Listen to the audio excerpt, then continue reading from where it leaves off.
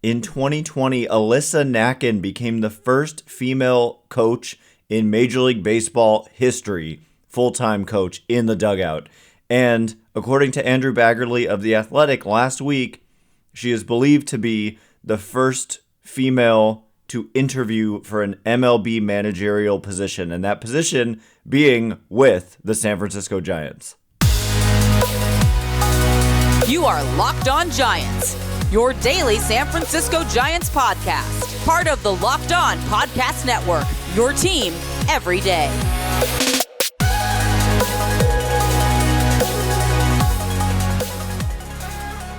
Hello and welcome to Locked On Giants, part of the Locked On Podcast Network, where it's your team every day. My name is Ben Kaspick, and on this show we provide daily episodes Monday through Friday, talking about the San Francisco Giants in a way that's data-driven and rational, but also simple, passionate, and accessible to all. I'm a former contributor for the baseball statistics and analysis websites Beyond the Box Score and Rotographs. I've been podcasting about the Giants since 2015, and I'm a lifelong fan. Thank you for making Locked On Giants your first listen every day. We're free and available wherever you get your podcasts, including YouTube, so check us out there if you have not already. And please just hit that subscribe button wherever it is that you're following the show. Also, download the Game Time app, create an account, and use code LOCKEDONMLB for $20 off your first purchase.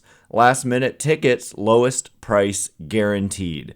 And coming up on today's show, we've got a lot to get to as we had a full weekend of news and notes trickling in, and the Giants' managerial search continues to dominate the headlines locally about the San Francisco Giants. By the way, excuse my voice. I don't know what's going on with it. I'm not sick, but I didn't go to a concert or anything, but I lost my voice somehow. So I apologize for that, but we're going to get through this together.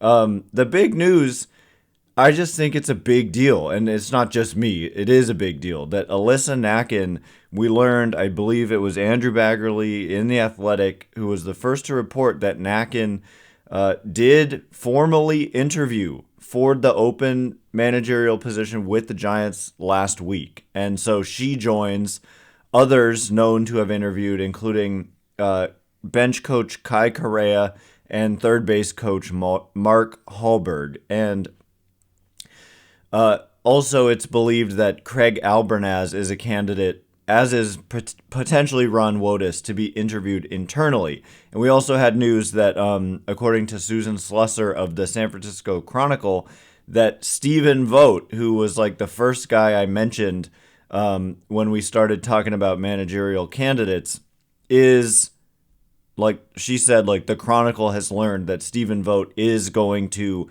interview for the vacant position this week. And so last week, I think they interviewed their internal candidates, and this week they're seemingly starting to interview some external candidates, including people like but also there's people like potentially Donnie Ecker of the Texas Rangers, who are not really available right now as his team is still playing in the American League Championship Series. And so that throws a wrench into the timing potentially of certain candidates.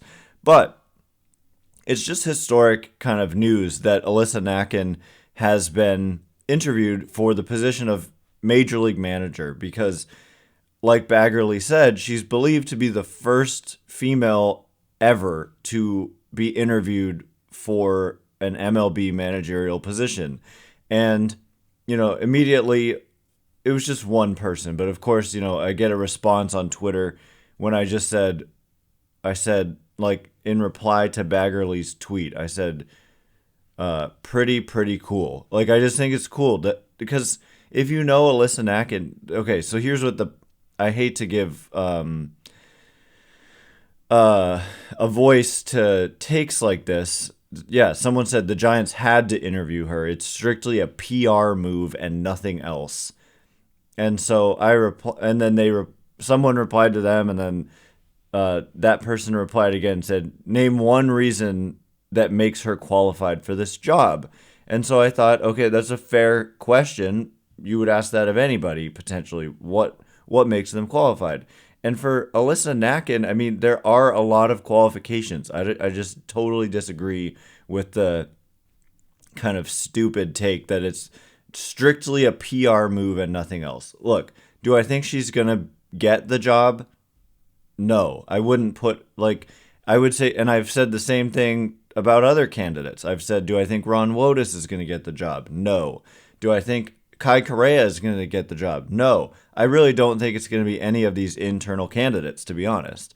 But, okay, to answer the question, name one reason that makes her qualified. I listed 5 reasons that I could fit into a tweet. Could probably think of more, but the first thing that I mentioned is that she played high level collegiate softball. Okay, so she's a player, and women, like, they don't.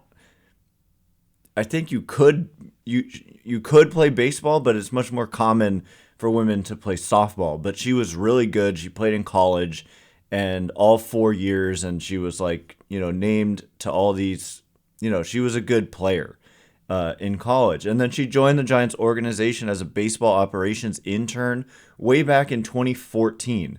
So that's a little bit of front office experience, although she kind of ventured out into some other areas that wasn't just so much, like what we think of now as modern, like baseball operations internships, which I don't know if you're familiar, but I'm familiar because I at one point wanted one of those positions. But it's, like data analysis and stuff like that. But I think she kind of ventured into other things like health and wellness and stuff like that. But meanwhile, she got a master's degree in sports management from the University of San Francisco. And then she's been a full-time major league coach since 2020. So 2020, 21, 22, 4 years, including the pandemic shortened season, of being a full-time major league coach. Played the game, been in the organization for a decade, and masters in sports management. And this was just Gabe Kapler speaking, and it was kind of ironic because this may have been the thing that doomed Kapler the most. But in the Baggarly article that I'm referencing, in which he reports that Nakken interviewed for this position, Baggarly cites a Gabe Kapler quote from, I don't know when it was, but he literally said, quote, she puts people at ease. And she has a degree in psychology. And so part of being a manager is like literally that's part of what I was saying when they fired Kapler and was thinking about who is the next manager going to be. Everybody seems to agree. Everybody kind of who knows is like really dialed in on what's going on here seems to agree that a big part of the problem potentially with Kapler was that he didn't put people at ease, and that the next manager kind of has to put people at ease. And he literally goes on record like saying she puts people at ease, and that's true.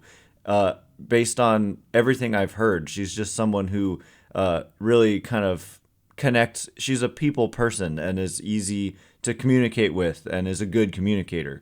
And so those are a lot of solid qualifications. Do I think it makes her the front runner? No, I don't. And why would I say she's not the front runner? Probably a lack of more higher level experience. And when you look at, okay, then why am I saying Stephen Vogt is a great candidate when he has less coaching experience than Alyssa Nakken, but playing the game kind of is a higher level of experience, like playing Major League Baseball, and therefore being like especially recently, like you're a peer of a lot of these players. These players know you and respect you immediately, whereas most players in the game, if you're not in the Giants organization, you don't probably even know who Alyssa Nakken is. And so that's the difference. And so but do I think I just think it's a dumb argument to say it's a PR move. I think she's qualified for this interview, and that the interview sets her up for potentially future interviews, sets her up for, I mean, she honestly could be promoted. I would hope that she sticks around.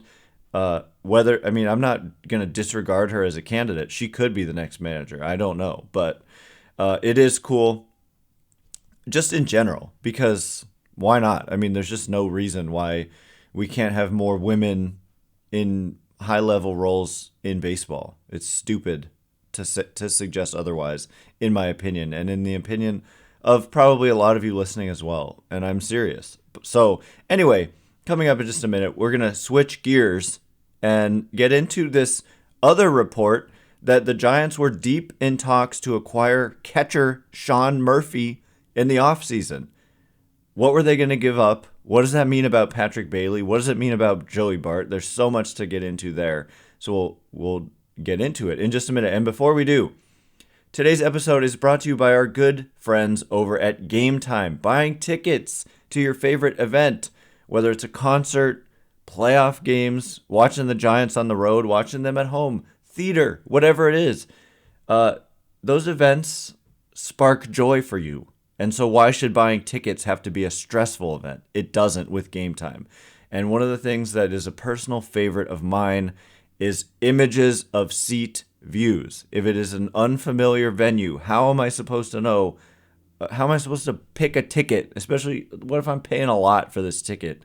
I need to know, like, how high, what is the angle like? And you can't see that on a two-dimensional map. You simply need images of seat views, which Game Time provides. And another thing is the Game Time guarantee, which means you always get the best price, because if you find tickets in the same section and row for less, Game Time will just credit you 110% of the difference. So not just 100%, 110%. So take the guesswork out of buying tickets with Game Time. Download the Game Time app, create an account, and use code LOCKEDONMLB for $20 off your first purchase. Terms apply. Again, create an account and redeem code LOCKEDONMLB for $20 off. Download Game Time today. Last minute tickets, lowest price guaranteed. All right, here we go. We are going to get into this wild kind of report like way after the fact. We knew there was reporting that the Giants had interest in Sean Murphy, the catcher who went to the Braves and had a monster season. This is a big topic, I think. There's a lot here to unpack, and so we're going to unpack it. And apparently they were deep in those conversations, according to a report. Thanks again for making Locked On Giants your first listen every day. Everydayers tomorrow on the show. We're going to be giving you the latest on the managerial search. Stephen Vogt may be interviewing today, so we're going to have the latest and juiciest of reports from this search that is Farhan Zaidi hopes for it to be concluded in less than 3 weeks. And so it's happening here. So every day, every rumor, you'll hear it here on the show. But anyway, getting to the Sean Murphy potential trade, it is just interesting. I again think it was Andrew Baggarly in The Athletic who reported that the Giants basically and A's were deep in talks for the Giants were in it until the end on Sean Murphy. And he ultimately went in what was a really weird trade. I think that the A's didn't do the best in this deal. I think somehow the Brewers ended up doing. There was a 3-team trade that somehow benefited the Brewers more than it benefited the A's, even though the A's were giving up the best player. So I guess the team that benefited the least was the team that gave up the best player in the trade, is what it seems like to me. It could end up working out differently, but Sean Murphy, I mean, he went on to just have a great season in Atlanta, and the Brewers got William Contreras, the catcher, the brother of Wilson Contreras, and he had a really good season. And so I don't understand why the Braves and A's just didn't exchange Sean Murphy and William Contreras. Clearly, the A's thought more of the return they got, but that is questionable. But anyway, apparently, according to this report, again, believe it's Andrew Baggarly in The Athletic, the Giants were willing to part with Marco Luciano for Sean Murphy. And what's funny to me is that, if you look at the MLB Trade Rumors Twitter account, when they posted this article,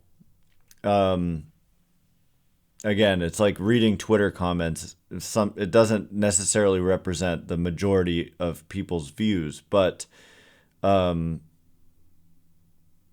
basically the responses I saw were like fire Farhan, just basically like anti Farhan Zaidi sentiment based on this report.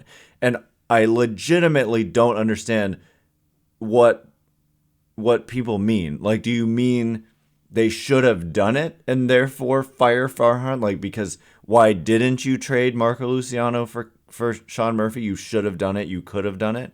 Or is it the opposite? I literally don't know, because I don't think either makes sense, because I think it's actually pretty fair. Or you know what I'm saying? Like, does it mean fire him because you shouldn't have done it? How dare you even think of trading Marco Luciano for Sean Murphy? I don't know what the thinking is there. So Sean Murphy at the time last year, he had 3 more years of team control, 23, 24, and 25 through the arbitration process. And he ended up signing an extension with the Braves like immediately after they acquired him, which is something the Braves have been really good at. And it's kind of like out of control how their extensions are crazy, and they just keep doing it, and it works out really well in their favor. So he signed a 6-year, $73 million extension. But anyway, the Giants were seemingly willing to give up all of Marco Luciano's team control, which was 6 years of service time, because he was yet to debut, for 3 years of Sean Murphy. And so what does that mean? Number one, 100% means they did not really want to go into the season with Joey Bart having a major role, and that's just been evident now for a while. Does it mean they didn't expect big things out of Patrick Bailey? I'm not so sure. I think you could because catchers get a lot of days off. Sean Murphy is good enough that you could DH him on days when he's not catching, potentially. And then in Bailey, I think what we've seen is like elite defense, but maybe the offense is more of a work in progress. And so, potentially Murphy would have made the Giants better, period. Like, if they had Sean Murphy, well, maybe Patrick Bailey performed better than they even expected, which I don't think is like some huge failure of evaluation. I think that I think it on the contrary, like they clearly knew what they had in Bailey by aggressively promoting him this season to the majors. But he didn't. At the end of the day, Bailey didn't hit well. He hit well in the beginning, but overall hit .233 with a .285 on base, .359 slugging, versus Sean Murphy hit .251 with a .365 on base, .478 slugging. Just a 129 weighted runs created plus for Murphy, which means about 29% above average, whereas Bailey was about 22% below average. So that is a huge difference offensively. And Murphy's also good defensively. And so Murphy is like an all-star caliber player. And he's only 20. He just turned 29 this month. So I understand why the Giants were interested. But the huge but here is that the Giants were willing to part with Luciano here for this upgrade, but apparently the A's insisted instead on Kyle Harrison, and the Giants didn't want to do that. And so I think it's logical all the way around. I think that I could see giving up Luciano for 3 years of one of the best catchers in the game, 3 years, and the hope to extend him perhaps. And then if Bailey's a good player, you let him debut, you let him show off his skills. And if you feel like you have 2 really good catchers, that's how the Braves ended up making the trade that they made. Well, what am I talking about? They had William Contreras as like an expendable piece, and he went away as part of this deal, which oddly brought them back another catcher. So it's a little weird, but Bailey would have had trade value. And so I don't really view it as some, like, it would have been some horrible mistake to acquire Sean Murphy. Like, all offseason I was talking about they should upgrade at catcher, and he would have been that. But, maybe it worked out. Maybe Luciano's the heir apparent right now at shortstop, and Bailey established himself, even if the offense isn't quite there yet, as an elite defender who provides a lot of value. So it could work out for all involved, but I think that Kyle Harrison has the potential we saw out of him. I think it was probably wise to not trade Kyle Harrison for 3 years of Sean Murphy. So to me, it's just logical all the way around. Tell me in the comments if you're like angry about this. I honestly can't figure out, is it because you should have done it or shouldn't have done it? And by the way, they tried to do it, like they were willing to do it. So I guess maybe that's the anger, is like you were willing to give up Luciano for Sean Murphy. But I don't get that, because Murphy's great. Is it? And then the thinking is then like, but you had Bailey. But I think Bailey's rise was kind of maybe something that couldn't have been so predicted. I don't know. I just think it's logical as opposed to something that should spark any kind of outrage. What was illogical was the trade that the A's ultimately ended up taking. The A's got the short end of the stick on that one, it seems to me. But they often turn out to be right. We'll see. Anyway, coming up in just a minute, switching gears. Today, the 16th of October, is a huge day in Giants history, and I can't believe it's been 9 years. So we will get into what am I talking about, this major monumental moment in Giants history 9 years ago today. We'll get into it in just a minute. And before we do, today's episode is brought to you by our great friends at FanDuel. October baseball is back, and you can make your postseason debut with FanDuel, America's #1 sportsbook. Join FanDuel today, and you'll get started with $200 in bonus bets guaranteed when you place your first $5 bet. Just visit FanDuel.com/lockedon to create your new account, and then you can get in on the action from the first pitch until the final out. Bet on everything from strikeouts to home runs to who will win the game. And if you don't want to wait for the whole game to get a win, predict what will happen in the next at-bat with quick bets. A lot of fun. Stay engaged the whole time, something I love to do, and sometimes I just have a gut feeling, and I don't know if you feel the same, but like you got a gut feeling about what's going to happen. Quick bets is your answer there. So head on over, like I did, to FanDuel.com/lockedon right now. Step up to the plate this postseason with $200 in bonus bets guaranteed. Make every moment more with FanDuel, official sports betting partner of Major League Baseball. All right. As promised, here we go. We're going to get into what happened 9 years ago today. I was there, and it was probably the #1 moment in my Giants fandom.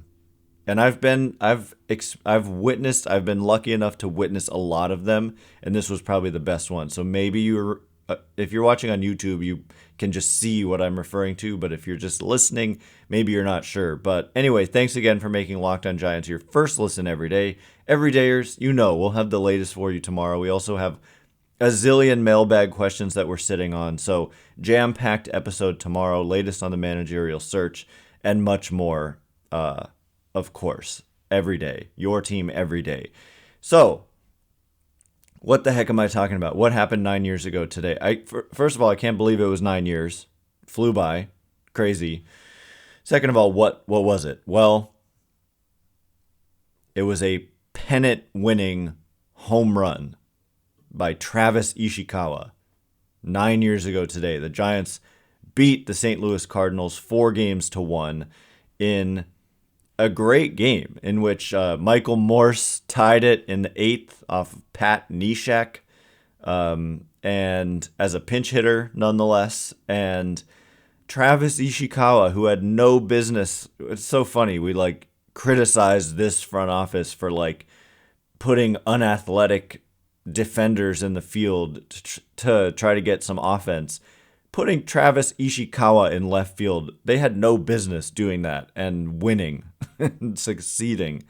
But nonetheless, he was not an outfielder. He was a first baseman.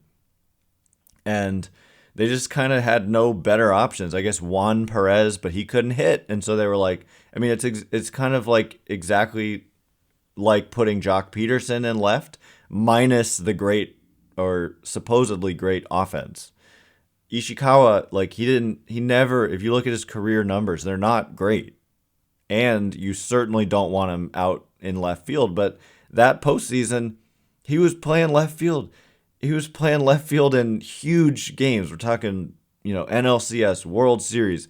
There's Ishikawa in left field for his bat, which wasn't all that great. And so it just kind of speaks to the miraculous success that the Giants had during that era. And I think there was, after the fact, some reporting that Bochy thought about taking out Ishikawa for defense when the game got tied, but he didn't, or something like that, something to that effect. He was thinking, no, I want him to be able to bat in the bottom of the ninth. And so credit where credit is due to Bruce Bochy for not taking him out and leaving him in. It was 2 on, 1 out, tie game, bottom of the ninth. Giants, a run away from winning the pennant and going to the World Series for the 3rd time in 5 years. And I was there with my family, and we went nuts, just like everybody else in the stadium. I remember the sound of the crack of the bat. It honestly wasn't like the loudest. It kind of made a slightly odd sound. It wasn't like just a super loud crack of the bat. To me, I can't describe it, but it had a distinct sound. He hit it well, clearly, and I just remember the right fielder who actually tragically passed away that offseason in like a car accident, I think, in the Dominican Republic, something like that. Tavares. I apologize for forgetting his name, but I remember vividly the ball leaving the bat of Ishikawa, and like clearly he hit it well. And the question is simply like, is it going to get caught? If it's caught, then you're not going to score on that play. But if it's not caught, the game is going to end. Even if it hits the wall, or if it, short hops the wall or whatever. Clearly it was hit well. It was either like he's going to catch it at the fence, or it's going to hit the fence, or it's going to go over, was like the initial reaction. And I remember the right fielder, again, rest in peace to him, going back on the ball, and then all of a sudden peeling off to the left, to the left from behind home plate, basically conceding that it was going to be over his head and that he had to peel off to like play it off the wall as opposed to trying to go back and catch it. And you do that as an outfielder because you're like, I'm not going to be able to get to this ball. And if I keep running towards the fence, the carom off the fence is going to kick past me. And so I need to slow down and play it off the wall. And so as soon as he did that, it was before the ball went over the wall, I knew immediately the Giants had won. And then, so that like sent me into jubilation. And then of course it went over the wall, which sent me into a whole nother stratosphere along with 40,000 others who were there. And along with, I don't know how many others who were watching on TV, but it was just an insane moment. And like the crowd was going nuts and like jumping up and down for many, many minutes afterwards. And like the mob at home plate was insane.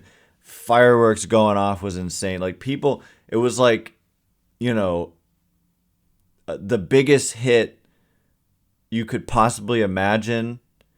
And like the reaction that you get to such a hit in a home game, in an important game, like a come from behind, like bases clearing double with the bases loaded or something that scores 3 runs to put you up by 1, and the huge reaction you would get out of that, and then it just sustained. It stayed that kind of loud and that kind of like excitement for like 10 minutes. And so it was crazy. It was like nothing I've ever experienced. And I was at Barry Bonds number 71. I was at Barry Bonds 756. I went to 2002 playoff games. Some of those were nuts too. I mean, I was at the Kenny Lofton.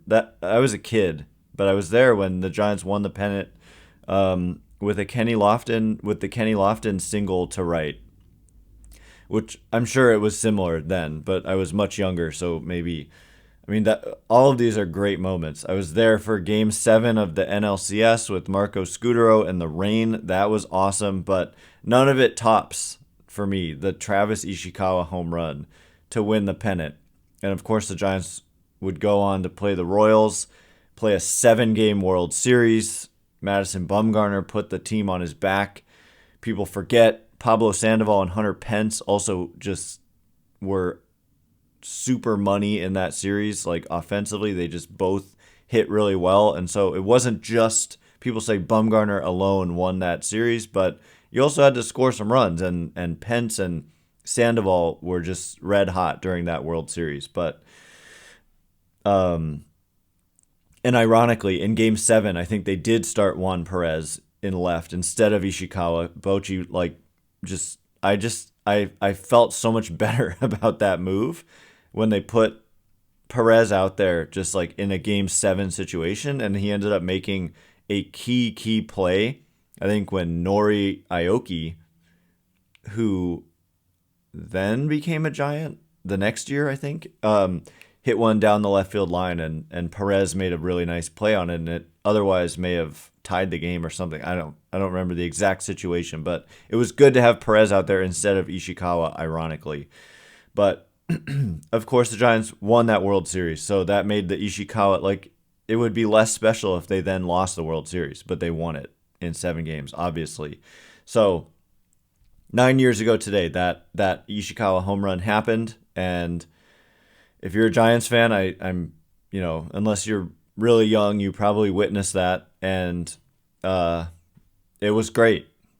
All-time moment for me, favorite moment of all time for my Giants fandom in my lifetime. Anyway, that's it for today. Thanks again for making Locked On Giants your first listen every day. Everydayers, we're going to have jam-packed, juicy content for you tomorrow about the managerial search. Exciting times, and probably mailbag questions as well. We're sitting on a zillion. So once again, my name is Ben Kaspick. Check me out on Twitter at Ben Kaspick, Kaspick. If you like the show, hey, please consider rating it or leaving a review. It helps me out a lot, so thanks in advance, and thank you to everyone who's done so already. I cannot wait to be with you again tomorrow. Thanks again for listening. Today, you are now Locked On Giants.